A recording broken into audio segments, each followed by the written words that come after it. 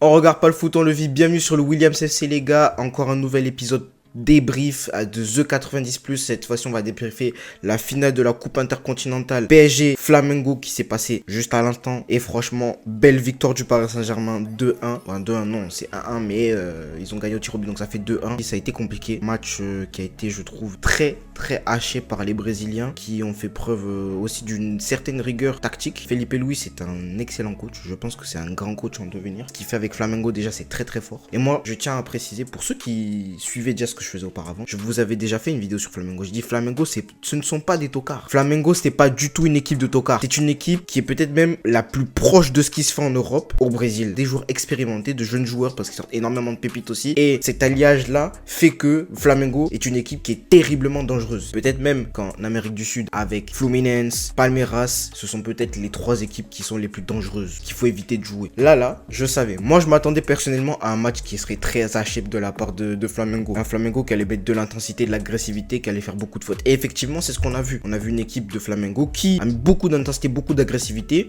avec un nombre incalculable de fautes. Beaucoup de fautes pour essayer de casser les rythmes. De ne pas permettre au Paris Saint-Germain de pouvoir imposer sa patte et de les laisser jouer, les laisser poser le pied sur le ballon comme il le souhaite et pouvoir casser le rythme du Paris Saint-Germain. Mais si on met de côté cet aspect-là, déjà, il faut rappeler que le PSG est une grande équipe. Et c'est une grande équipe dans l'histoire du football. Parce que c'est la troisième équipe qui réussit à faire un sextuplé sur une année calendaire. Barça 2009, Bayern 2020 et maintenant PSG 2025. Même le grand Real Madrid n'a pas 6 titres de champion sur une année calendaire. Mesurons l'exploit que le Paris Saint-Germain vient de faire. Respect. Champion, mon frère. Champion, mon frère.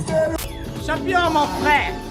Maintenant, si on rentre un petit peu dans le vif du sujet, moi je souhaiterais dire déjà félicitations Safonov parce que peut-être que tu viens t'acheter une place de titulaire. Félicitations PD. Encore un match abouti, décisif, en séance de tir au but, en sortant 4 arrêts. Je dis bien 4 arrêts. Même s'il y a peut-être un arrêt qui aurait dû, je pense, peut-être être retiré parce que il bouge avant que le tireur Pedro de Flamengo puisse frapper. Mais 4 arrêts, quel genre de monstre tu es pour sortir 4 arrêts sur une séance de tir au but.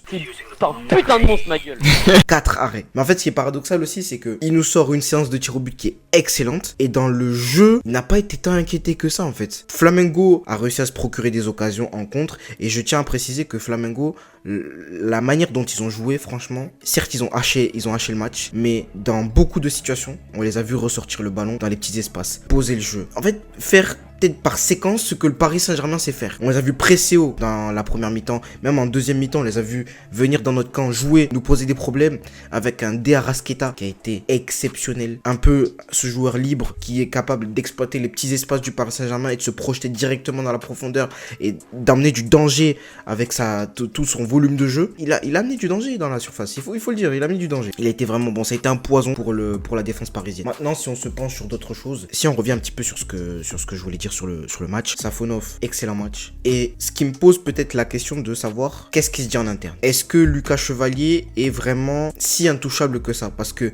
avec les performances que fait Safonov, si Chevalier ne performe pas rapidement, on sait très bien qu'il va commencer à douter. Il va avoir aussi peut-être une remise en question potentielle de Luis Enrique, même si ça m'étonnerait parce que c'est son choix de venir faire venir Lucas Chevalier, donc ça m'étonnerait qu'il remette en question Lucas Chevalier quand même.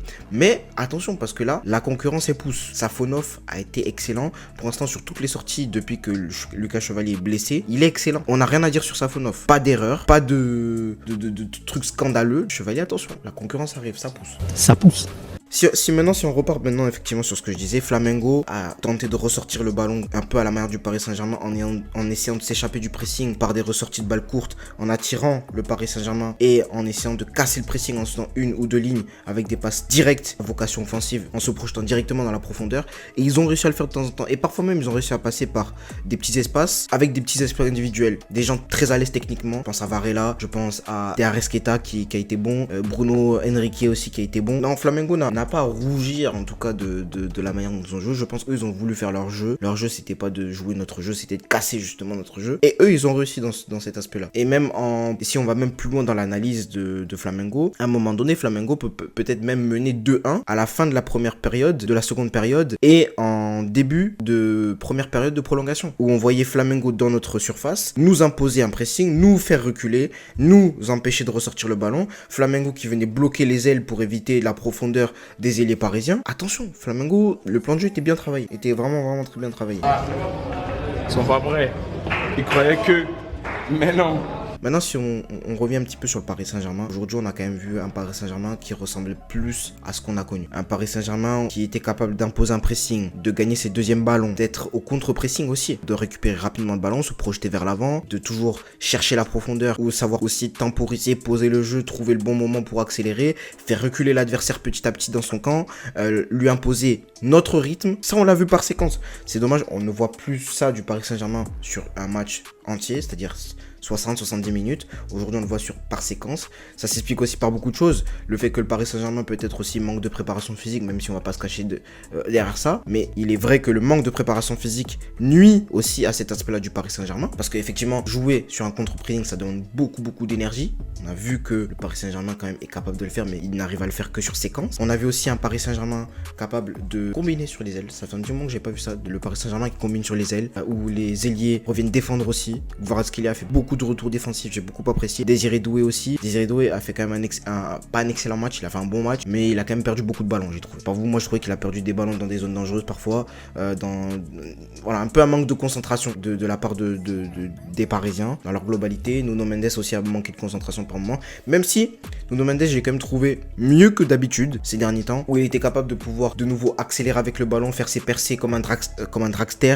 Voilà, il était capable de ça aujourd'hui. Il a amené du danger dans la surface, il a amené du danger même dans le milieu de terrain, et puis on a retrouvé un petit peu de fraîcheur physique sur certains joueurs. Dembélé, j'ai beaucoup apprécié son entrée, j'ai beaucoup apprécié l'entrée de Barcola, j'ai beaucoup apprécié l'entrée de Mbaye, même celle de Djantou qui a été bonne, Mayoulou qui est rentré pour remplacer Lee Kang-in, et je voudrais avoir un petit mot pour Lee Kang-in aussi, parce que Lee Kang-in, on n'en parle pas beaucoup, mais Lee Kang-in, encore une fois, fait un excellent match. Sur le peu de temps où il est là, il arrive à être dangereux, il arrive à poser le pied sur le ballon, il arrive à amener de la densité dans le milieu de terrain, il arrive à donner des bons ballons dans le milieu, dans la profondeur pour ses attaquants.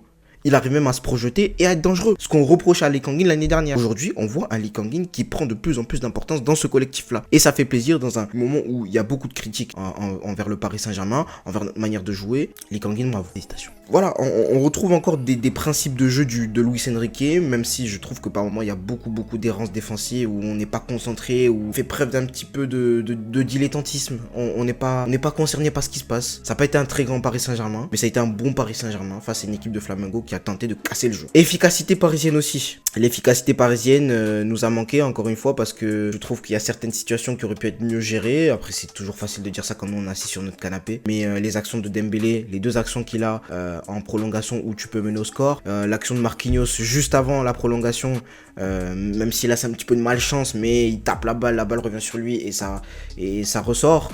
Enfin, voilà, on a manqué d'efficacité. C'est dommage, parce que je pense que le score aurait pu être un peu plus dur, même si Flamengo, vraiment, je tiens à le préciser, ça en est vraiment très bien sorti. Flamengo a vraiment joué le jeu, a joué tout simplement ses cartes, hein. Il faut à un moment donné, il faut arrêter de penser qu'on est la seule équipe qui joue bien au football, les frères. Tout le monde a une manière de jouer différente. Eux, ils avaient leur manière de jouer à eux. Leur plan de jeu, c'était de casser le rythme, d'imposer de l'agressivité et des duels physiques aux Parisiens. De toute façon, on connaît, les Sud-Américains sont beaucoup comme ça, avec la grinta qui les caractérise. Donc Flamengo, on n'a rien à leur dire. Franchement, nous, en tant que Parisiens, on est content de la victoire. On ramène un 6e trophée sur l'année civile au Paris Saint-Germain. Et puis voilà, c'est tout ce qu'on a à dire. Et on va terminer aussi par quelques petits stats, parce que vous savez que j'aime bien les stats. 100e victoire de Luis Enrique en 147 matchs avec le Paris Saint-Germain. Lucho, là, je tiens à avoir un mot spécial pour toi. Un mot spécifiquement pour ce que tu as fait pour le Paris Saint-Germain. On ne te sera jamais assez reconnaissant d'avoir amené une Ligue des Champions, la première du club, la première de l'histoire du Paris Saint-Germain, d'avoir ramené les 6 titres sur cette même année, et d'avoir fait un jeu alléchant que les autres équipes veulent copier. Lucho, tu as un immense respect. Le peuple parisien te doit un immense respect, et je t'accorde mon immense respect. Et je pense qu'aujourd'hui, ce n'est pas un secret, tu as gagné le cœur de tous les Parisiens, Merci pour ce que tu fais. On espère vraiment que tu vas rester au club très longtemps, parce que franchement, moi je prends du plaisir à regarder tes matchs. Et quand je te vois t'agiter sur le bord du terrain, je ressens des émotions. Ça m'a rappelé un petit peu la finale de la Ligue des Champions, quand je te voyais t'agiter sur le terrain. C'est ça qu'on veut, la grinta. Au fond, on sait que t'es parisien, on sait que t'es du... On sait. On va quand même terminer sur un petit mot pour Flamengo quand même. Voilà, comme je vous dis, Flamengo n'est pas une équipe de peintres. Ils ont quand même fouetté Ils ont fouetté Chelsea en Coupe du Monde des clubs, même si c'était en phase de poule. Ils sont quand même arrivés en quart de finale de Coupe du Monde des clubs cet été.